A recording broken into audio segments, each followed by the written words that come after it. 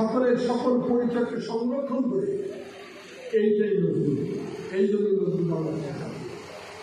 যাই হোক, আর বেশিক্ষণ দেওয়া যাবে তো শর্টকাট করতে চাইলে এখন তো শর্টকাটে একটা কথা বলতে, নজরুলের জন্ম হয়েছিল, নজরুলের প্রাণের মধ্যে কী ছিল, এত উত্তাপ কোথায় পেয়েছিল? নজরুলের মধ্যে ছিল 1757 সালের ব্যথা, নজরুলের মধ্যে ছিল ফরাজি ফরিদ ফকির এবং সন্ন্যাসী বিদ্রোহের জ্বালা, নজরুল 1857 সালের জ্বালা, ফরাজি আন্দোলন এবং ওহাবি আন্দোলনের বেদনা, পরাধীন ভাষার ক্রন্দন, একটা ধুলায় পর্যন্ত জাতি তার অর্থহীন, বৃত্তহীন, আশাহীন, ভাষাহীন, দিশাহীন, লক্ষ্যহীন। অনেক বড় বড় কবি আছে, তাদের কিন্তু দায়িত্ব পালন করতে হয় না।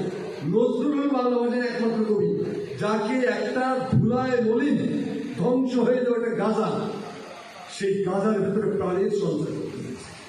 সবাইকে তিনি সমানভাবে আতিথ্য দিয়েছেন, সমানভাবে গুরুত্ব অবশ অচল দেহে রূপ দিয়েছেন, তাকে স্বাস্থ্যবান করেছেন, মানুষ করেছেন, তার যাওয়ার পর দেখিয়ে দিয়েছেন, তার জাতীয় সাহিত্য নির্মাণ করে দিয়েছেন, জাতীয় সঙ্গীত নির্মাণ করে দিয়েছেন।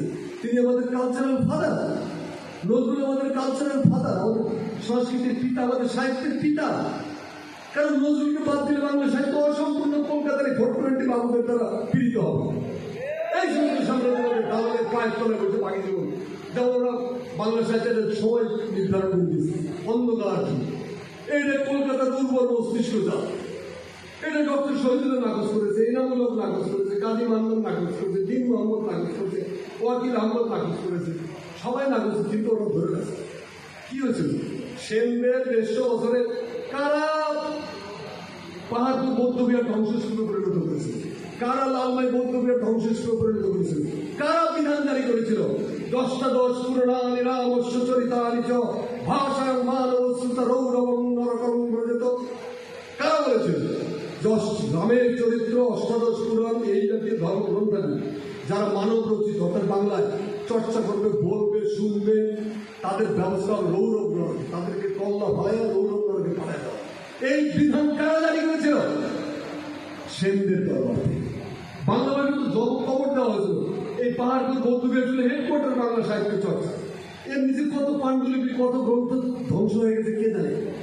বাংলা ভাষার আদি উচ্চারণ যে চর্যাপদ, তার একটা অক্ষর বাংলাদেশে খুঁজে পাওয়া যায় নাই। কেন? এটা তো মুসলমানদের বাংলা আগেই ঘটে গেছে। জানলে যে যেদিকে পাশে পালায় চলে গেছে, রাষ্ট্র নিষিদ্ধ করে দিয়েছে। শূদ্র দেখলে প্রভাব, বৌদ্ধ দেখলে মেরে ফেলা। দ্যাট ওয়াজ সেনদের পৈশাচিক শাসন ব্যবস্থা। সেইটার মধ্যে খাবার দেওয়ার জন্য ওই 150 বছরের পা পাইলে এইখানে ভর্তির গিল্পির গাড়ি যাবে।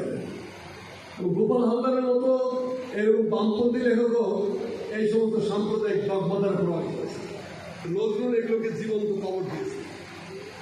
যাই হোক ভাইরা আমার,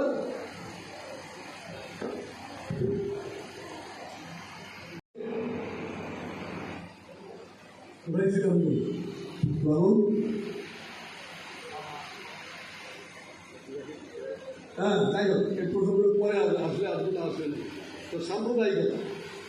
তো এই যে এই সমস্ত ইতরদের চোখ দিয়ে নজরুল ব্যাখ্যা করতে গেছে। এরা তো ভারতীয় স্কলারশিপ এবং বৃত্তির সুযোগ সুবিধার কাছে নতুন আলো। এরা তো আত্মাবিজ্ঞান করতে খ্যাতি আর প্রতিপত্তির জন্য শয়তানের কাছে, ভারতীয় আধিপত্যবাদের কাছে হৃদয়টাকে বন্ধক দিয়েছে।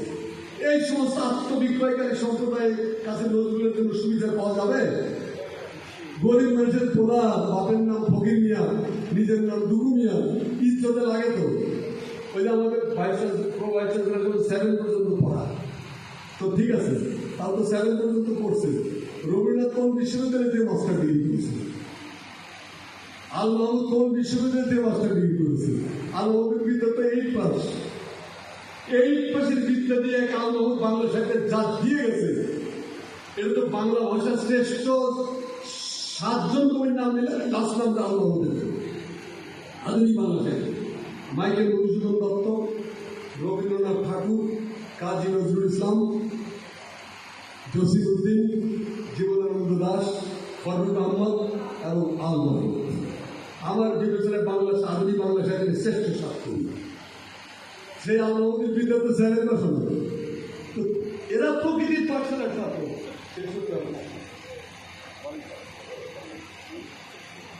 শেষ করে দেবো। স্যার বলেন, বলতে থাকেন স্যার, শুনতে অসুবিধা হচ্ছে না স্যার। সেন্সার জল্লাদের পরমাণু, যাই হোক, তো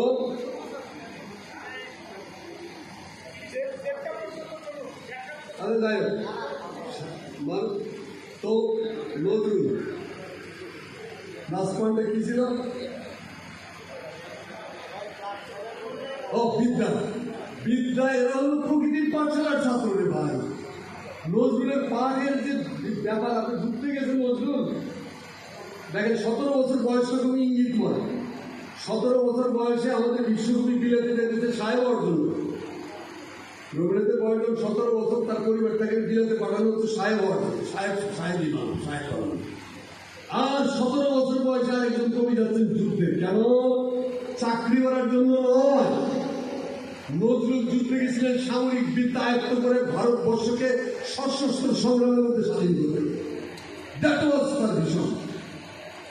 যে কারণে ফিরে এসে সবাই চাকরি বাকরি করছে, কিন্তু নজরুল সরকারি চাকরি করেন না, বেছে নিয়েছেন ইসের জন্য। তো বহিমিয়ার অনেকেই ছিল, হিসাবের খাতা ছিল 2টা। বুদ্ধতে বসে বলছেন, আর নজরুল হলে এমন এক বহিমেন্দার কোনো খাতাই ছিল, বেতন নেই, বাইরে নেই। এইরকম সত্যনিষ্ঠ ন্যায়নিষ্ঠ ইয়ে আমরা পাই। যাক, নজরুলের মধ্যে মিশেছিল নারী মুক্তি। জ্ঞানের লক্ষ্মী, গানের লক্ষ্মী, সুষমা লক্ষ্মী নারী। জ্ঞানের লক্ষ্মী, গানের লক্ষ্মী কি? শস্য লক্ষ্মী নারী। সুষমা লক্ষ্মী নারী ফিরিছে রূপে রূপে সঞ্চারী। দিবসে দিয়েছে শক্তি সাহস, নিশীথে হয়েছে বধূ। পুরুষ এসেছে মরু ত্রিশালয়ে, নারী জুগিয়েছে মধু। নারীর বিরহে নারীর মিলনে নর পেল কবি প্রাণ। যত কথা তার হইল কবিতা, শব্দ হইল গান। বিশ্বে যা কিছু মহান সৃষ্টি ছিল কল্যাণকর, অর্ধেক তার করিয়াছে নারী, অর্ধেক তার নয়। বিশ্বে যা কিছু এলো পাপ্তা বেদনা অস্ত্র বাড়ি, অর্ধেক তার করিয়াছে না, অর্ধেক তার নয়। বলেন, এই রকম কবিতা পৃথিবীর ইতিহাসে আর কি কেউ লিখতে পারছে? নারী মুক্তির কথা যদি আপনি বলেন, নজরুলের নারী মুক্তির যে গানগুলো, জ্ঞানে গরিমায় আমাদের নারী বিখ্যাত দুনিয়ায়, নারীদের নিয়ে জাগো নারী জাগো বন্দিষ্ঠা, আমি পুরো দেশের পুরো নারী। নারী জাগরণের নজরুলকে বাদ দেওয়া হবে। অর্থাৎ আমরা আত্মনির্ভরতার কথা যদি বলি, স্বাধীনতার কথা যদি বলি, একত্রিত থাকার কথা যদি বলি, অসাম্প্রদায়িকতার কথা বলি, শোষণমুক্ত সমাজ প্রতিষ্ঠার কথা যদি বলি, এবং স্বাধীন সার্বভৌম দেশের কথা যদি বলি, সমৃদ্ধ শান্তির ভূভাগ তৈরি করতে যদি চাই, নজরুল সার্কেল বিকল্প। এই কারণে নজরুল বাংলাদেশের জাতীয় কবি।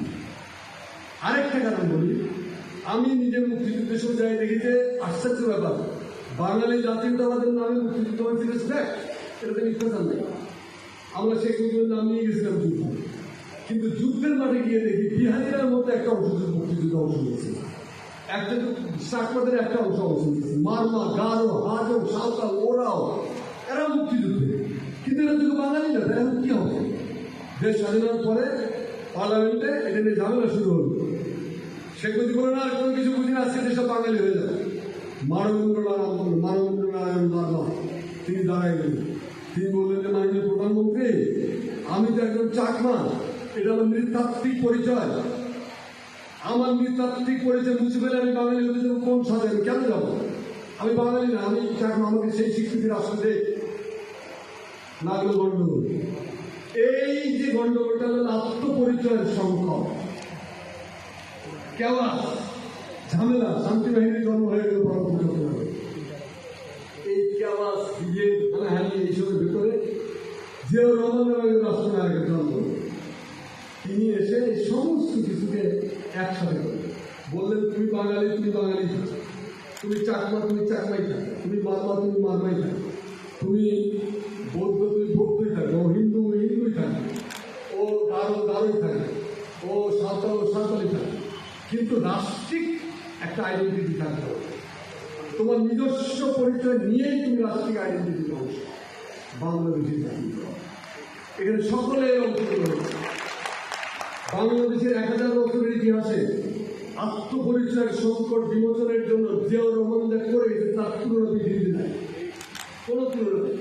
এক বাঙালি জাতীয়বাদী ফিলোসফি, যেটা এই ফিলোসফিতে বাংলাদেশটা আজকে পর্যায়ে রক্ষা হয়েছে।